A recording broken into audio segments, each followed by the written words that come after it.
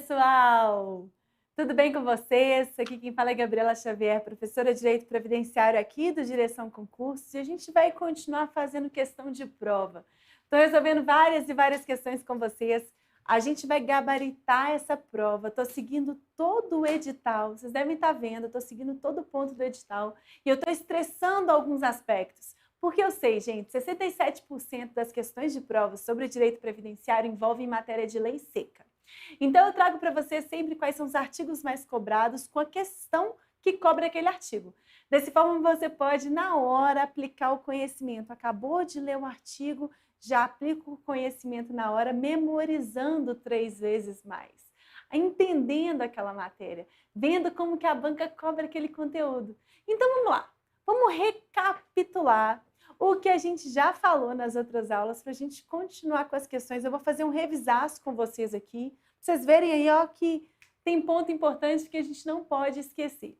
Galera, quando eu falo sobre seguridade social, olha esse nome, seguridade. Você lembra de seguro, de segurança, correto? Quando é que você se sente seguro? Insegurança, quando você não está em risco. O que a Seguridade Social ela visa garantir? Uma proteção quanto aos riscos sociais que podem acontecer em nossas vidas. Então, por exemplo, vamos dizer que você sofreu um acidente. Aí vai ter um auxílio acidente para aquela situação, para aquele risco ali que pode acontecer. Vamos dizer que você engravidou e não se preparou aí financeiramente, tem que ficar um período sem trabalhar para cuidar do bebê. Poxa, é um risco. Isso tudo vai ser assegurado, né, gente? Por esse sistema que a gente chama de Seguridade Social. Só que a Seguridade Social, ela abrange 3 subsistemas. Seguridade Social não é a mesma coisa que Previdência Social, não é. Seguridade Social é formada por 3 subsistemas: saúde, assistência social e previdência social. Eu costumo falar que quando eu me sinto segura, eu me sinto em paz. Só que paz aqui é paz com S. P de previdência, gente, A de assistência e S de saúde. A Seguridade abrange esses 3 subsistemas: previdência, assistência social e saúde. Professora, esses direitos de seguridade advêm de um processo evolutivo, um processo histórico ao longo de anos, não é verdade? Todo mundo tem direito a todos os serviços ligados à previdência, assistência e saúde? Todo mundo? Pessoal, todo mundo tem direito à saúde. Aqui no Brasil, a saúde é o quê? Para todos. Todo mundo, ainda que você não contribua diretamente. Agora, a assistência social é destinada somente a quem precisa. Então, não é todo mundo, é só quem precisa, quem é hipossuficiente, um idoso hipossuficiente, um deficiente que não tem condições de prover recursos para sobrevivência. Essas pessoas serão beneficiadas pela assistência social. Prof, então a saúde é para todos, assistência é para quem precisa e a previdência?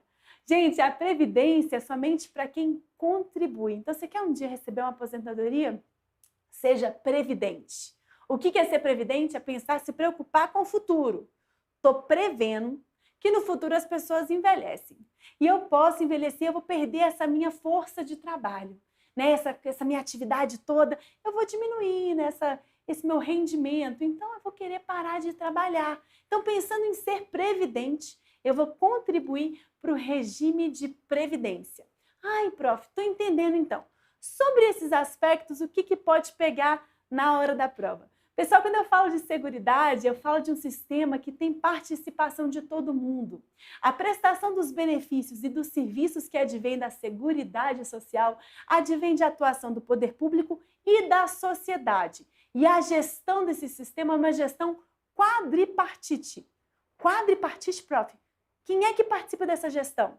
O governo, os empregados, os empregadores e os aposentados. Prof, como é que são prestados os serviços ligados à Seguridade Social? De forma descentralizada. Por que descentralizada?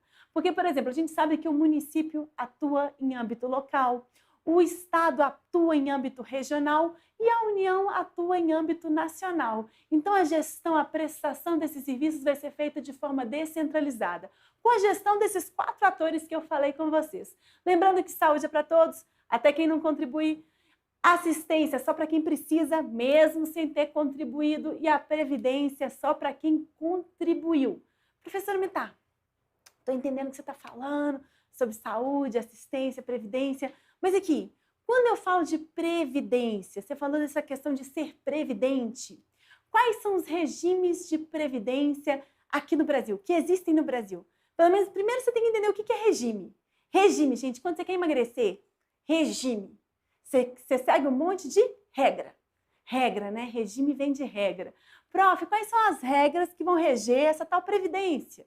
Como é que isso aconteceu, professora? Qual que foi o marco inicial da Previdência Social?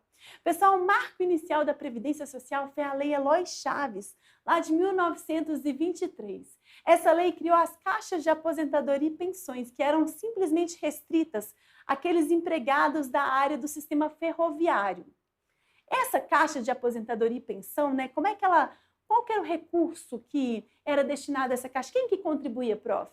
Os empregadores dessa área de atuação e os empregados. Prof, quem é que criava as regras a respeito dessas caixas, dessas CAPs? Quem criava as regras, gente, era o governo, que estabelecia as regras a respeito da caixa de aposentadoria e pensão, lá em 1923. Mas o Estado não participava. O Estado não contribuía para esse sistema de aposentadoria antigo. Depois, ao longo do tempo, esse sistema ele foi estendido para outras classes de trabalhadores, como os portuários, como os servidores públicos, mineradores, foi estendida para outras áreas. E aí, gente, lá em 1934, naquela época Vargas, né, começou a surgir os IAPs, Instituto de Aposentadoria e Pensão. Prof, como é que funcionavam esses IAPs? Gente, nesse momento, iniciou-se uma participação mais efetiva do Estado. No IAP, a contribuição era do empregado, daquela determinada área de atuação, do empregador e também do governo. O governo começou a participar do custeio da Previdência. Prof, mas aí existiam as CAPs e os IAPs. Que confusão, prof. E aí?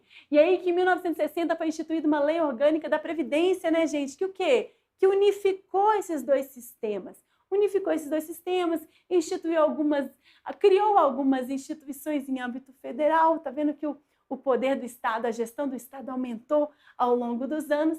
Em 1988, a Constituição Federal instituiu a Seguridade Social como a gente conhece hoje. Atualmente, como eu falei com vocês, Seguridade Social é formada por 3 subsistemas: Previdência, Assistência Social e Saúde. Lembra, gente, para se sentir seguro é preciso ter paz. Só que paz com S. P de Previdência, A de Assistência, S de Saúde. Saúde para todos, assistência para quem precisa, previdência para quem contribui. Prof, mas tá, você está enrolando. Você falou que existem alguns regimes de previdência, alguns conjuntos de regras, né, que envolvem diferentes regimes de previdência. Sim, gente, são 3 regimes de previdência adotados aqui no Brasil que você tem que saber. Primeiro regime, regime de previdência próprio do servidor. Prof, como assim servidor público, qualquer servidor? Gente, o que é servidor público? Servidor público é quem ocupa cargo. Prof, você não facilitou. O que é cargo? Cargo é um conjunto de atribuições, um conjunto de funções que você vai assumir se você for aprovado. Prof, mas existe alguns tipos de cargos? Como é que funciona? Existem 2 tipos de cargos, cargo efetivo e cargo em comissão. Cargo em comissão é aquele de livre nomeação e livre exoneração. Qualquer pessoa pode ocupar um cargo em comissão. E esse cargo em comissão está ligado a funções de direção, chefia e assessoramento. Por exemplo, eu tenho um governo que é da legenda do PT. O PT, quando assumiu aquele governo, ele pegou todos os cargos em comissão e nomeou pessoas o quê? Da confiança do partido, que tinha um alinhamento de pensamento, né? Que iam seguir as diretrizes, correto? Para exercer, então, aquelas pessoas vão passar a exercer funções de direção, chefia e assessoramento. Beleza. Mudou a legenda política no outro governo. E aí? Aí que o outro governo exonerou todas essas pessoas do PT e nomeou outras pessoas para ocupar essas funções de direção, chefia e assessoramento. O cargo em comissão funciona assim. Só que o que você quer é um cargo efetivo. Cargo efetivo. O E de efetivo é E de estatuto e E de estabilidade. Efetivo, estatuto, estabilidade. Como assim, professora? Quando você alcançar a aprovação no concurso público, você vai ser chamado para tomar posse. Nós vamos ter um ato de nomeação. Nomeação vai te prover. Vem cá, vou te prover, eu, Estado, vou prover a você um cargo público. Vou prover a você um conjunto de atribuições, um conjunto de funções. Prof, com nomeação eu já sou técnico do INSS? Eu já sou, prof? Não. Você tem que assinar um termo de posse. O que vai estar escrito no termo de posse? No termo de posse vai estar escrito suas obrigações, os seus deveres.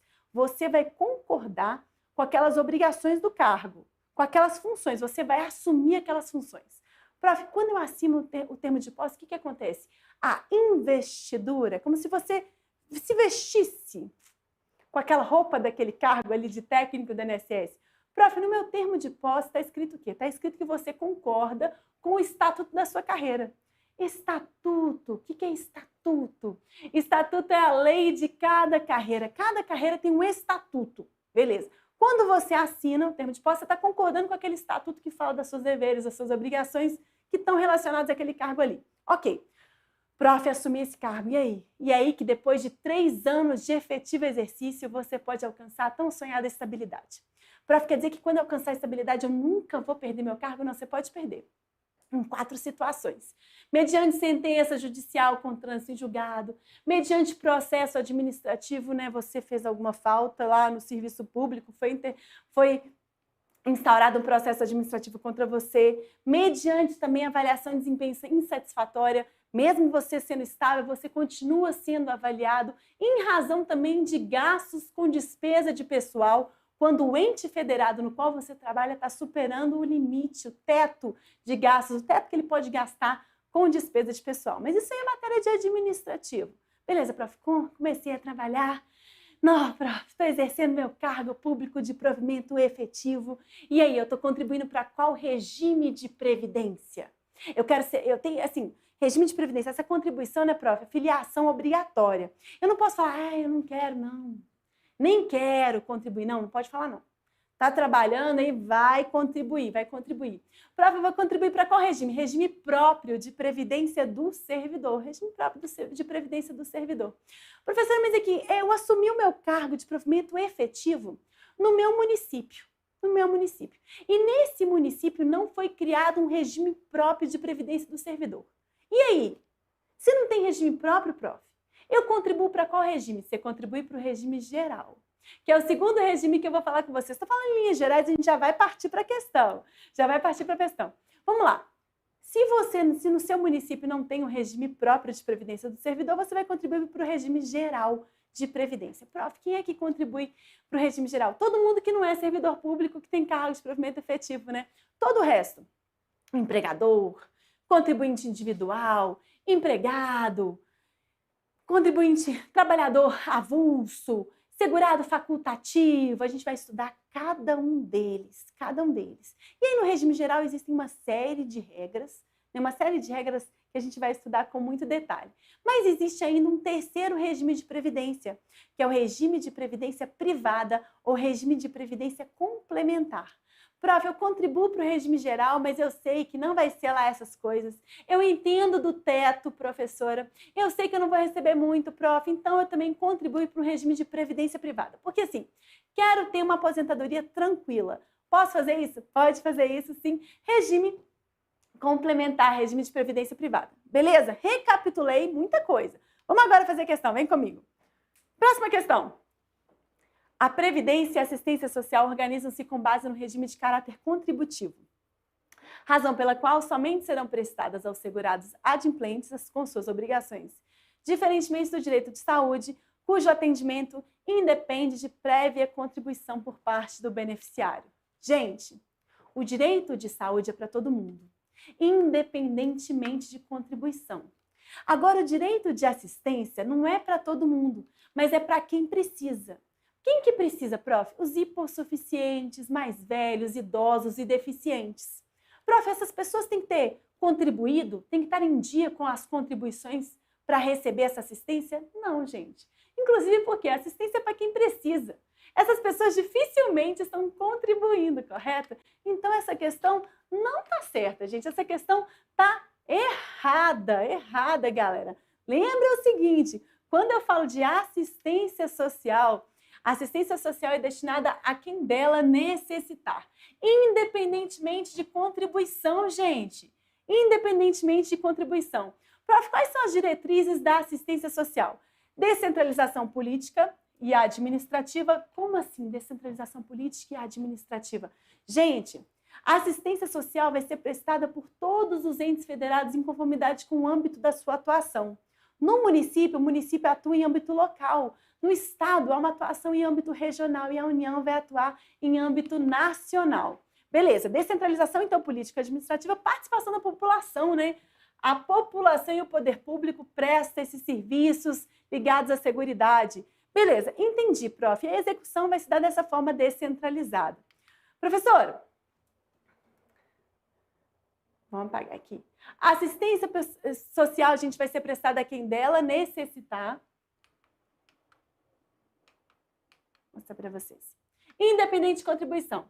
Quero falar com vocês especificamente sobre um benefício ligado à assistência social que é muito conhecido por muitas pessoas, o BPC-LOAS. BPC é um salário mensal pago às pessoas que têm deficiência e aos idosos, ambos em condição de miserabilidade, mesmo que nunca tenham contribuído para a Seguridade. Então, prof, quer dizer que aquela pessoa que eu vejo na rua, que tem uma aparência de ser mais velha, ela pode receber todo mês um salário, mesmo sem ter contribuído nunca? Pode, gente, pode. É o BPC-LOAS, né, que é essa assistência social a essas pessoas que estão em condição de miserabilidade, essas pessoas que precisam da ajuda, precisam mesmo. Olha, condições então, quem é que recebe esse BPC?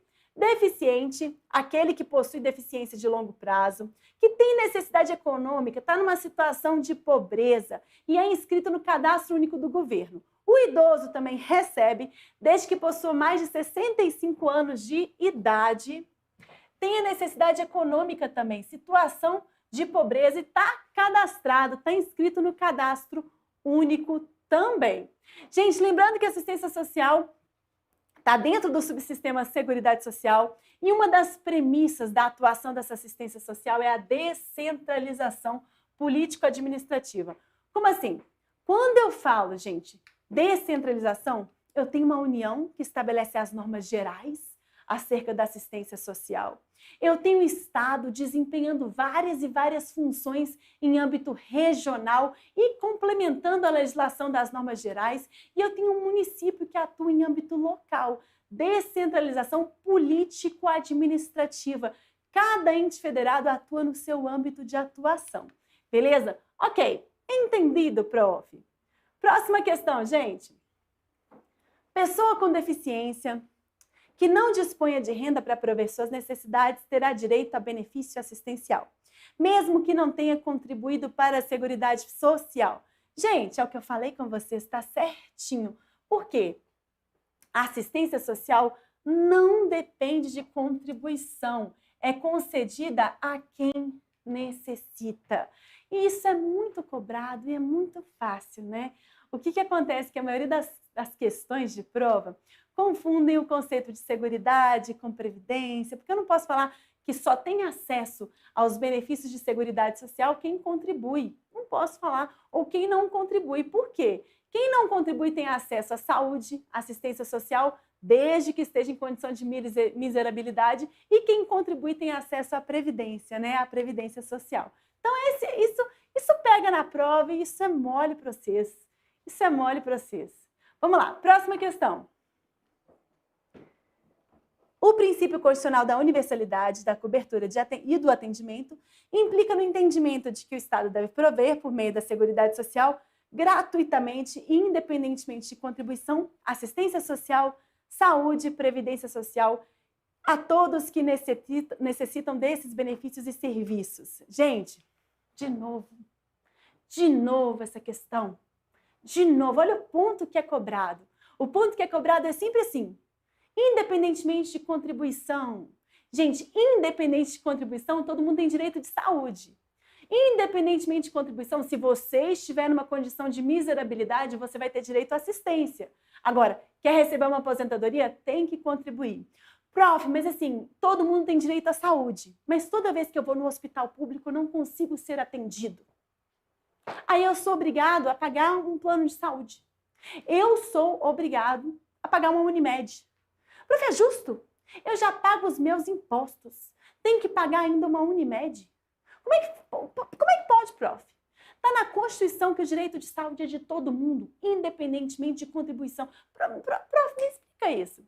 Pessoal, o direito à saúde é um direito de todos, mas a gente tem que lembrar do princípio da reserva do possível. O Estado vai prestar esse serviço a todos dentro do possível. Em uma situação aí, está todo mundo com uma virose, uma situação de pandemia, uma situação complicada, né, gente? Você não vai ter aquele atendimento que você espera, porque o Estado não tem recurso infinito. Ele não tem como manter um médico para cada cidadão. Não tem como, não tem pessoal nem recurso infinito. Então, o Estado presta os serviços públicos dentro do possível, na medida daquele possível, da reserva do possível. Isso é importante você falar. Agora, prof, então eu estou assim, pagando meu plano de saúde, e aí? E estou pagando meu imposto, e aí, prof? E aí que você vai contar para o seu contador, falar, contador, olha só, eu tenho direito constitucional à saúde, né? Todo mundo tem, e não estou conseguindo usar o serviço público de saúde, estou pagando meu plano de saúde. Eu vou pegar toda essa despesa de saúde, eu quero que você faça uma dedução dessa despesa na hora que você for declarar, fazer minha declaração de imposto de renda. Beleza? O que seu contador vai fazer? Vai fazer isso. Vai deduzir essas despesas na sua declaração de imposto de renda e você vai pagar menos imposto. Saiba disso para pagar menos imposto se você aí está todo dia pagando o seu plano de saúde. Então, gente, tá errado. Por que tá errado, prof? Olha só, não há, né, atendimento gratuito independente de contribuição à Previdência. Pois, quem tem acesso à Previdência é quem, de fato, contribuiu. Olha só, gente, o princípio da universalidade da cobertura e da universalidade do atendimento busca abranger o maior número de situações. Mas isso não significa que o Estado deve prover gratuitamente, independente de contribuição, assistência social, saúde e previdência. Gente, esse conceito dessa universalidade da cobertura e universalidade do atendimento pode aparecer na sua prova. O que é isso, prof? Universalidade da cobertura. Lembra que eu falei com você que eu me sinto seguro quando eu estou em paz? O que é estar em paz quando eu falo de seguridade social? O que é isso, prof? Gente, é acobertar qualquer tipo de risco. Você pode sofrer um acidente e não poder mais trabalhar? E aí, como é que você vai se sustentar? Você pode ter um filho e não ter dinheiro para estar ali cuidando do filho ali durante aqueles primeiros meses? E aí, como é que você vai fazer? Existem várias situações de risco que a Seguridade Social visa te acobertar. O que é a universalidade de cobertura? É cobrir esses riscos, né, gente? Os riscos sociais estão cobertos pelos benefícios da Seguridade Social. Então, por exemplo, um trabalhador aí que ganha muito pouco e tem um monte de filho, esse trabalhador vai ter o quê? Vai ter um salário família. Olha que situação de risco, imagina que ele arruma um monte de menino. Então, ele vai ter um salário família. O que a Seguridade faz? Ela vai garantir uma cobertura para os eventuais riscos sociais. Tomara que você nunca adoeça. Tomara que você não precise, né, de uma aposentadoria por invalidez. Deus me livre. Não precisa. Mas o que a Seguridade faz? Ela vai o quê? Dar uma cobertura para esses riscos sociais que podem acontecer. Agora, universalidade de atendimento é diferente de universalidade de cobertura. Cobertura, eu estou falando dos riscos que podem acontecer. Universalidade de atendimento, eu estou falando que todo mundo vai poder ser beneficiado dos serviços e benefícios da Seguridade Social. Todo mundo, inclusive estrangeiro. Todo mundo. Prof, mas universalidade de atendimento tem algumas restrições, né? Na saúde é para todo mundo. Na assistência social, só para quem precisa. E na previdência, só para quem contribui. Exatamente. Então, você lembra disso, Não esquece, hein, galera? Não esquece. A assistência social é prestada a todos que delas necessitam, independentemente de contribuição. A saúde é um direito de todos, independente de contribuição, mas a previdência exige contribuição. Ah, muito fácil. Muito fácil. Gente, fala aí nos comentários. Quero ouvir de vocês. Quem já me conhecia, quem não conhecia, fala comigo. Quero ouvir de vocês. Próxima questão. Pessoa com deficiência que não disponha de renda para prover suas necessidades terá direito ao benefício assistencial, mesmo que não tenha contribuído. Então, peraí.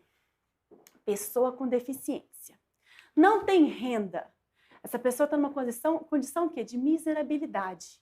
ela é hipossuficiente e ela tem uma deficiência, ela vai receber uma assistência social. Claro, gente, então o quê?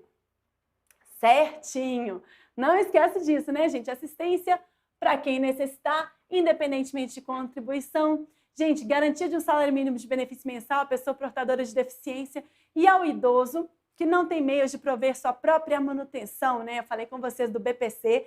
O BPC é um benefício assistencial que ampara idosos e pessoas com deficiência nos casos em que ambos não conseguem prover seu próprio sustento, né, gente? É no máximo de um salário mínimo.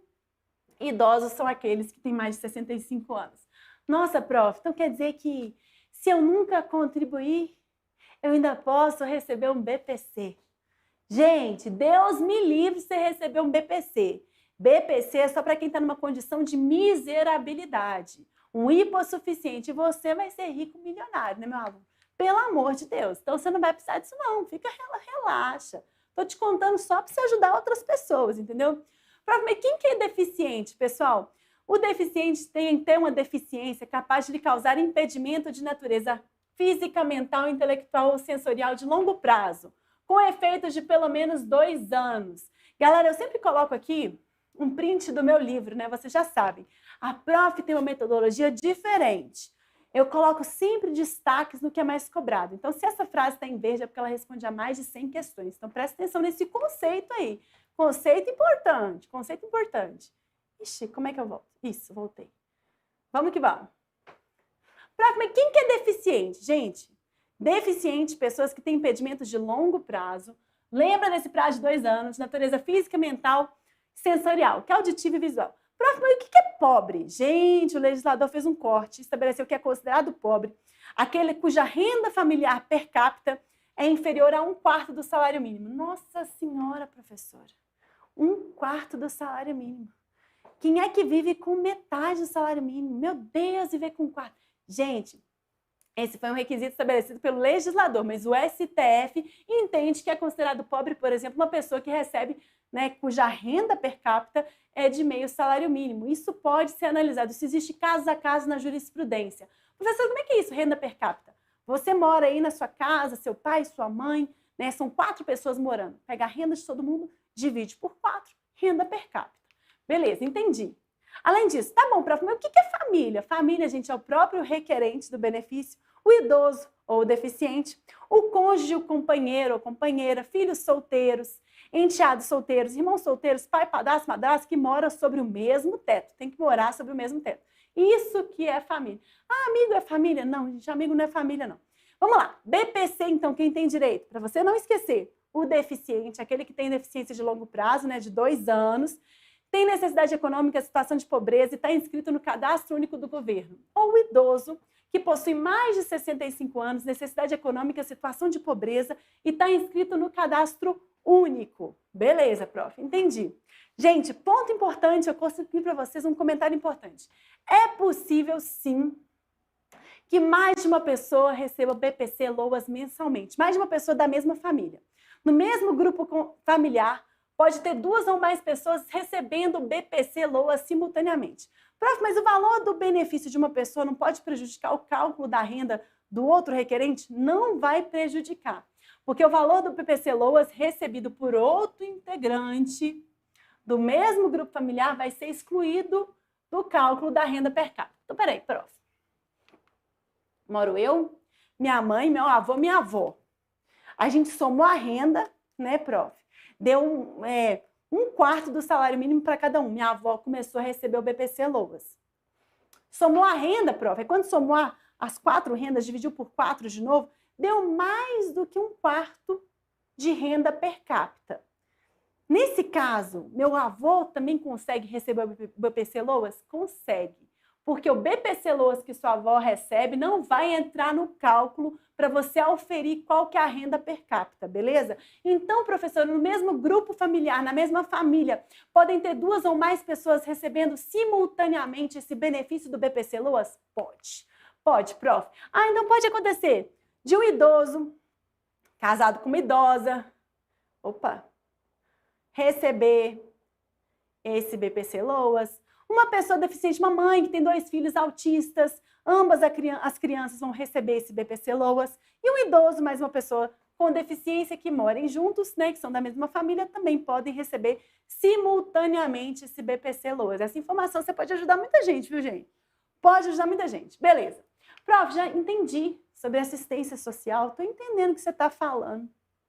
Você já falou muito, você estressou muito o assunto da história da Previdência, lá na primeira aula. Depois a gente falou muito sobre objetivos, depois a gente falou muito sobre princípios. Agora você falou antes de saúde no outro bloco, agora você falou de assistência, agora vamos chegar no que interessa, no regime de previdência, professora.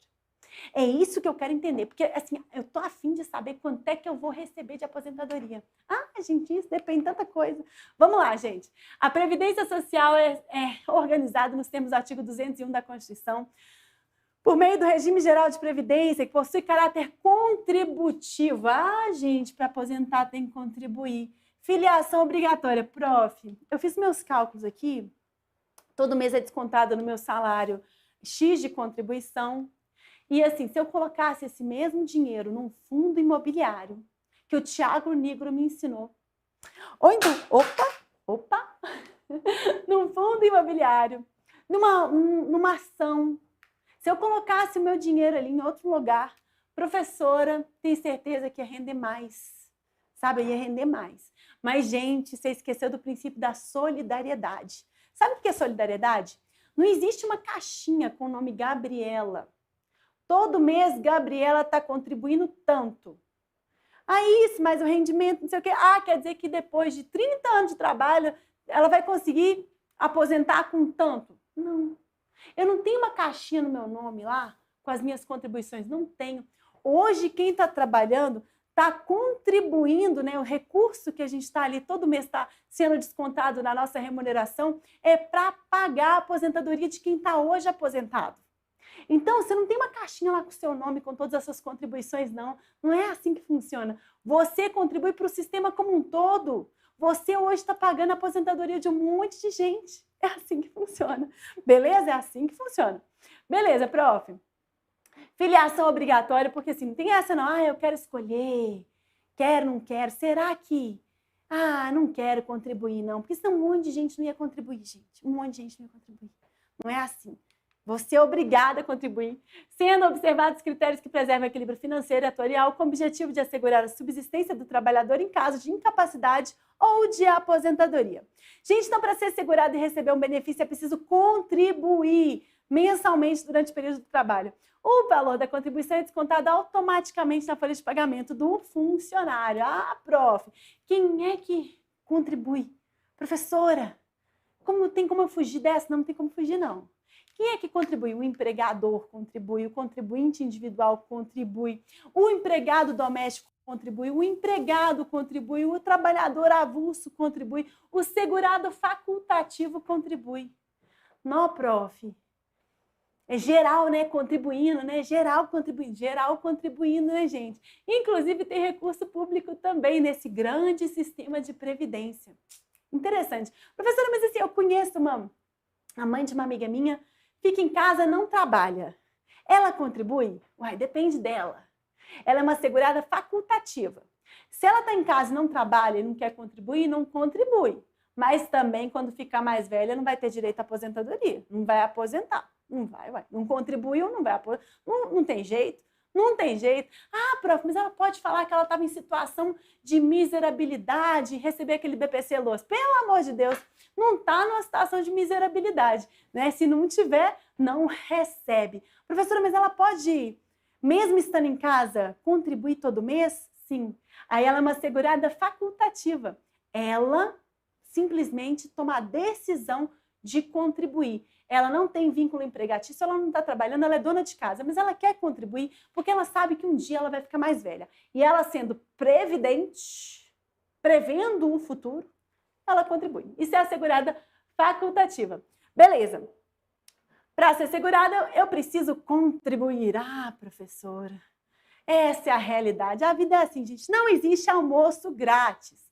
Não existe caráter contributivo, filiação obrigatória, observado o equilíbrio. Olha só como é que tá. Artigo 201. Previdência Social será organizada sob a forma de regime geral de previdência social de caráter contributivo, filiação obrigatória, observados os critérios que preservem o equilíbrio financeiro e atuarial e atenderá na forma da lei. Cobertura de eventos de incapacidade temporária ou permanente para o trabalho e idade avançada. Proteção à maternidade, especialmente à gestante. Proteção ao trabalhador em situação de desemprego involuntário. Salário família, auxílio reclusão para os dependentes dos segurados de baixa renda. Pensão por morte do segurado, homem ou mulher, ao cônjuge ou companheiro e dependentes, observado o disposto no parágrafo 2º. Gente, olha aí. Vários riscos sociais, vários riscos sociais. O provedor da família morreu, pensão por morte, risco social, ninguém quer que aconteça, mas é no sentido de ser previdente, né? Vai que acontece, vai que é correto. Vários riscos sociais estão sendo o quê? Cobertos nessa situação. Gente, como eu falei com vocês, são 3 regimes de previdência que a gente tem que estudar. 3 regimes de previdência que a gente tem que estudar. Regime próprio de previdência do servidor, regime geral de previdência e regime complementar de previdência privada. Olha só, regime próprio de previdência. Regime aplica-se aos servidores públicos que têm um cargo de provimento efetivo. Expliquei muito isso aqui para vocês. Porém, que nem todo servidor possui o cargo de provimento efetivo é afiliado a esse regime, porque cerca de metade, gente, olha só, metade dos municípios brasileiros não institui o regime próprio de previdência. Portanto, se metade dos municípios do Brasil não instituem um regime próprio, os servidores que atuam naquele determinado município, gente, esses servidores vão estar o quê, Pró? Vão estar contribuindo para o regime geral. Regime geral. Beleza. Além disso, regime geral de previdência extensível aos demais trabalhadores da iniciativa privada e regime de previdência complementar ou privada, né, gente? Eu contribuo para o regime geral, mas eu também estou me garantindo ali na previdência privada. Gente, princípios constitucionais de seguridade social que a gente vai falar. Solidariedade, vedação ao retrocesso social, proteção ao hipossuficiente, universalidade da cobertura e do atendimento, uniformidade e equivalência dos benefícios às populações urbanas e rurais, seletividade e distributividade na prestação dos benefícios e serviços, irredutibilidade do valor dos benefícios, princípio da equidade na forma de participação do custeio, diversidade da base do financiamento, caráter democrático e descentralizado da administração, princípio da preexistência do custeio. Vamos entender cada um. Solidariedade. Como eu falei com vocês, né? Quando você está aí trabalhando e está sendo descontado todo mês uma contribuição previdenciária. Gente, o que é contribuição? Tem natureza tributária, é um tributo, né? Um tributo. Você é obrigado a pagar, obrigatório, só. Não tem muita escolha, não. Todo mês você está lá pagando. Prof, todo mês você está lá pagando.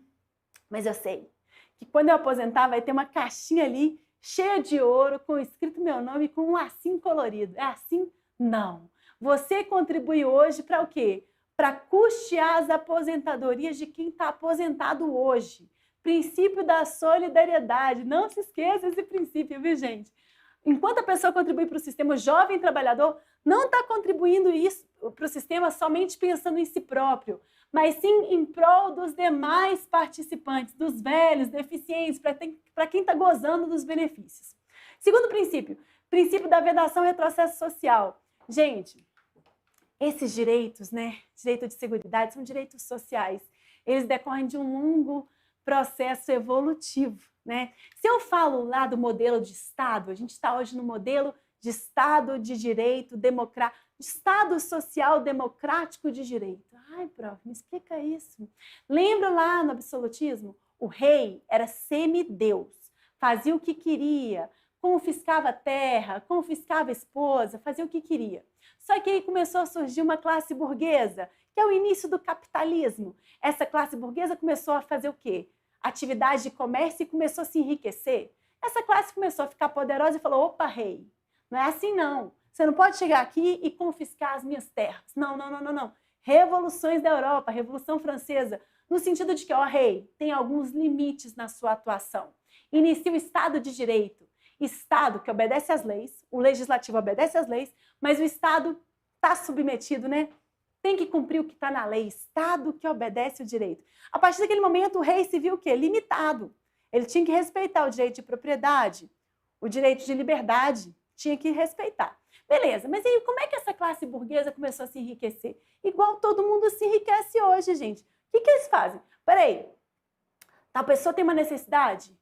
Você quer comprar panos bonitos para fazer vestidos lindos, para ficar muito bonita? O que que esse comerciante faz?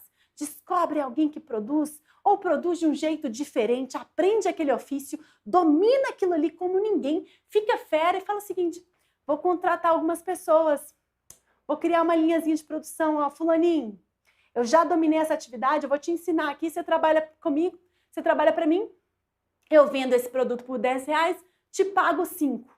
Lucro R$5 em cada produto. E é assim que o mundo funciona até hoje. E o que aconteceu com essa classe burguesa? É muito esperta, cheia de conhecimento, foi aprendendo e desempenhando essas atividades cada vez mais e mais e mais, dominando aquele ofício ali, contratando as pessoas, e aquelas pessoas ali que não tinham acesso ao conhecimento, que era mais simples, elas ficavam assim, poxa, mas eu estou trabalhando tanto para ganhar esses míseros R$5 aqui, isso não dá nem para pagar educação para os meus filhos, saúde para minha família. Que situação horrível. E aí, gente, em razão dessa revolução, nessa revolução dos trabalhadores, né, surgem os primeiros direitos sociais. E aí inicia um modelo de Estado social, porque antes era o Estado de Direito, Estado que garante o direito de propriedade, o direito de liberdade. Mas agora o Estado tem que ser um Estado social, ou seja, o Estado tem que prestar serviço. O Estado antes que ficava ali só garantindo a segurança, garantindo a propriedade, agora tem que prestar serviço. Tem que prestar serviço, gente. Serviço de saúde, serviço de educação, serviço de seguridade. Então, esses direitos que a gente tem decorrem de muita luta, de muita gente que morreu em prol desses direitos. Então, se a gente tem essa liberdade hoje, esses direitos que a gente tem, poxa, agradeça. É muita luta dos nossos antepassados. Então, vedação é retrocesso. Não pode retroceder. Continuando. Universalidade da cobertura e do atendimento. Gente, universalidade da cobertura. Cobertura. Lembra de risco. O que a Seguridade Social quer fazer? O que a Previdência quer fazer? Quer acobertar os riscos. Pode ser que aconteça que você fique mais velho e não consiga trabalhar. Então, vamos acobertar. Esse é um risco que pode acontecer. Então, vamos prever alguns benefícios, uma aposentadoria para você, acobertar os riscos. E a universalidade do atendimento está falando que todo mundo pode ter acesso à Seguridade Social, inclusive estrangeiro. Lembrando que essa universalidade de atendimento é irrestrita para a saúde, que é para todo mundo, saúde é para todos. Assistência social é só para quem precisa e previdência para quem contribui. Beleza. Continuando. Uniformidade e equivalência dos benefícios e serviços da população urbana e rural. Equivalência de benefícios e serviços da população urbana e rural. Eu não posso falar assim, a população urbana tem direito ao salário e maternidade. Urbana e rural. Rural também. Os rurais eles foram esquecidos, viu, gente? Durante muitos anos e hoje é essa equivalência. Beleza, além disso, seletividade e distributividade na prestação dos benefícios e serviços. Seletividade vem de seleção, de escolha. Seletividade na prestação dos benefícios. Como assim? Existem benefícios, gente, que eles advêm de uma seleção. Não é todo mundo que vai ter direito ao salário família.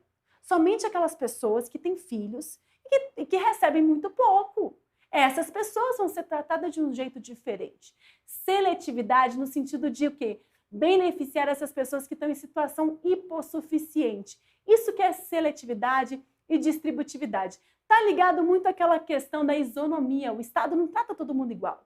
O Estado trata as pessoas iguais de uma forma igual e as pessoas desiguais de uma forma desigual. Vão conferir a elas alguns benefícios na medida em que elas se desigualam. Beleza, prof. Além disso, irredutibilidade dos valores dos benefícios. Gente, o benefício não vai ser reduzido, né? Além disso, se eu tenho um benefício que substitui o salário mínimo, ele não pode ser menor do que o salário mínimo. Que substitui a remuneração não pode ser menor do que o salário mínimo. Beleza? Além disso, o princípio da equidade na forma de participação do custeio. Equidade, participação no custeio. Custeio de quê, prof? Custeio da Previdência. Custeio, quem é que está pagando? Gente, equidade vem daquela ideia. Quem tem mais dinheiro, quem tem mais condição vai contribuir mais. Claro, equidade, né, gente?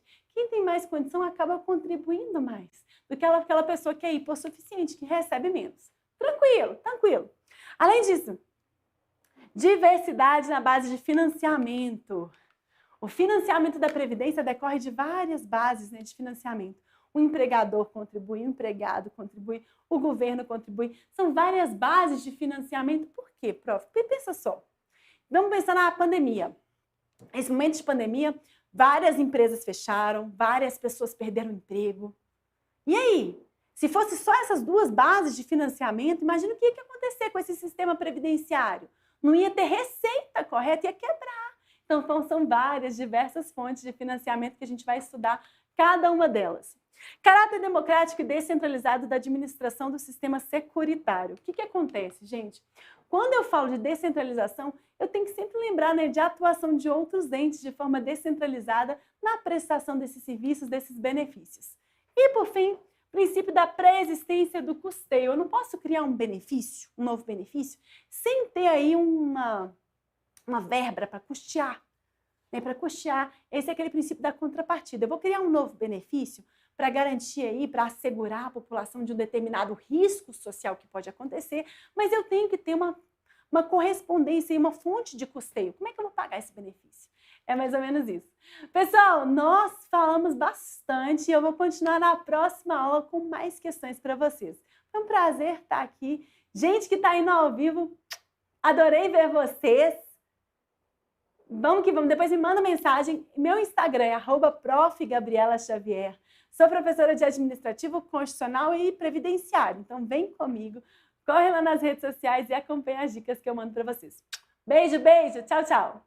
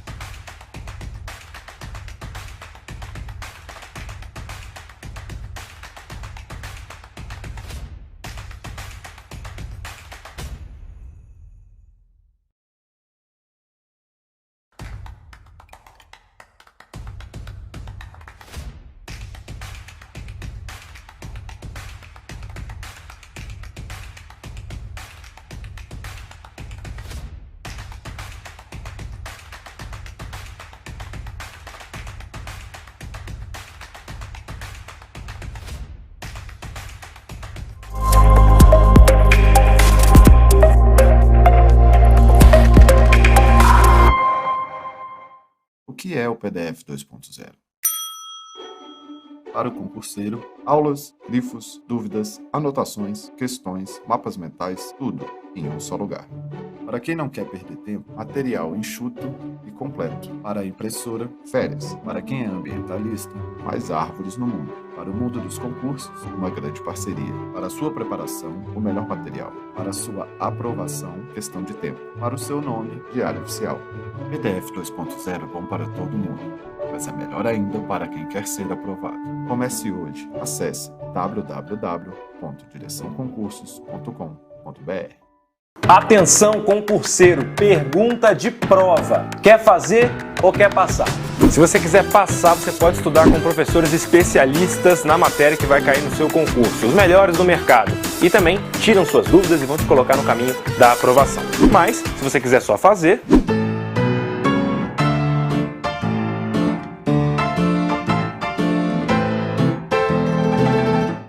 Quem quer passar pode dizer adeus às pilhas gigantes de papel e ter acesso ao melhor material do mundo dos concursos, que integra PDF, videoaula, questões, comentários de professor, grifos, anotações e muito mais em uma só plataforma digital. Já quem quer só fazer...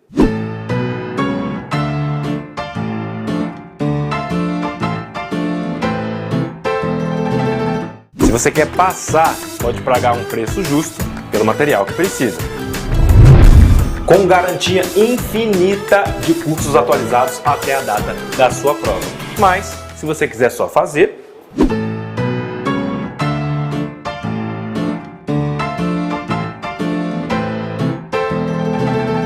Quem quer passar mesmo, se prepara com Direção Concursos. Mas se você quer só fazer, o que eu posso fazer?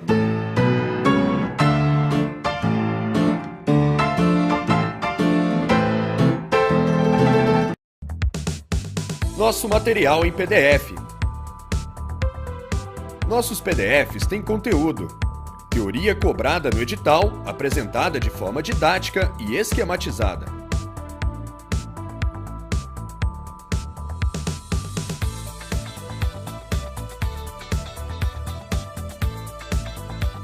Questões de concurso atuais e comentadas. Resumos direcionados. Testes de direção e simulados. Tudo para auxiliar ao máximo a sua preparação. Assim como nas videoaulas, todo o material em PDF também é liberado para download, facilitando o uso em seu smartphone, computador ou tablet.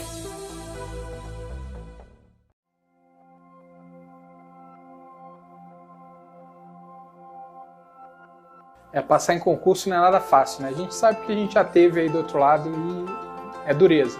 Manter a disciplina, manter a constância, a resiliência ao longo do tempo, enquanto não chega o grande dia, é um grande desafio. No Direção, nós gostamos de encarar como um esforço mútuo. Nós sabemos que você está se esforçando, está ralando, né, que é muito cansativo. E a gente aqui do outro lado está fazendo a mesma coisa. Nós aqui também procuramos fazer o nosso melhor para te ajudar nessa caminhada. Isso é compromisso. Não é só gravar a aula, né? Pegar o material, escrever o PDF, disponibilizar e deixar você sozinho. Tem que ter compromisso, tem que ter comprometimento, atenção, dedicação. A gente está aqui o tempo todo buscando formas de entregar o conteúdo de uma maneira mais interessante para você. Te fornecendo apoio, te fornecendo direcionamento, ferramentas de estudo, uma plataforma para que você esteja ali sempre orientado, que você esteja sempre antenado com aquilo que há de melhor para a sua preparação. E é por tudo isso que a gente também sempre procura inovar. É por isso que nós aqui do Direção estamos nos esforçando tanto o tempo todo para, por exemplo, levar informação de qualidade para você, informação rápida, informação correta. Por isso que a gente se preocupa tanto com notícia, com informação e te deixar atualizado, né? A gente também procura lá nas nossas redes sociais, no nosso Instagram, tá levando sempre conteúdo para você, tanto do ponto de vista de informação, como inclusive do ponto de vista de motivação.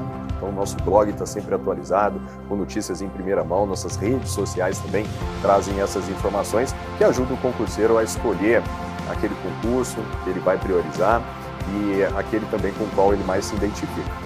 Da mesma forma, na nossa seleção de professores aqui, com um trabalho extremamente rigoroso que nós fazemos, nós estamos sempre olhando os professores, olhando para a nossa própria equipe de professores, buscando entender o que a gente pode fazer para deixá-la ainda mais forte, ainda mais capaz